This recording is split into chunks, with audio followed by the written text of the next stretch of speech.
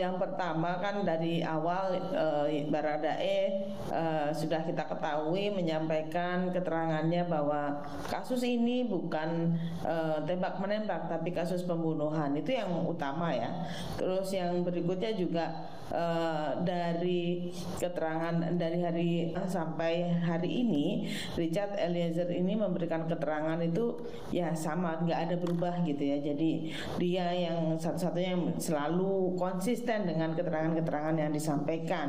Dan yang berikutnya juga dia juga kooperatif ya mengungkap kejahatan ini. Jadi kami memandang bahwa sejak awal kami menetapkan yang bersangkutan sebagai justice collaborator. Tapi terus kemudian setelah bersidang kami juga tetap mengevaluasi gitu ya, seperti apa Richard Eliezer ini dalam bersidang, apakah tetap konsisten atau ini gitu ya atau kemudian mencabut keterangan dan sebagainya. Tapi terakhir kami evaluasi bahwa yang bersangkutan masih tetap konsisten dan tidak ada yang dia tutup-tutupi sehingga dan harapannya kasus ini terungkap gitu ya. Akhirnya kami kemudian sesuai dengan kewenangan kami yang diberikan di dalam Undang-Undang Perlindungan Saksi dan Korban di pasal 10A ayat 4, LPSK memberikan keterangan secara tertulis kepada jaksa penuntut umum berkaitan dengan status Richard sebagai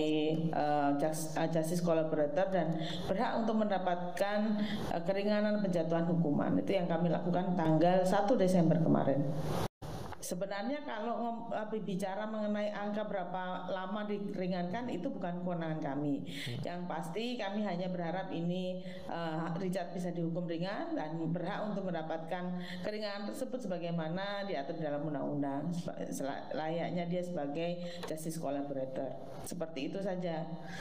Berkaitan dengan angka bukan kewenangan LPSK, itu nanti jaksa penuntut umum yang akan menyampaikan di tuntutan, terus kemudian di surat tuntutannya, kemudian nanti majelis hakim yang akan memutuskan di akhir gitu ya. Karena kami di surat rekomendasi itu menyampaikan supaya dicantumkan atau dimuat di dalam surat tuntutannya berkaitan dengan status yang bersangkutan sebagai JC dan bentuk penghargaannya yang berupa keringanan penjatuhan hukuman.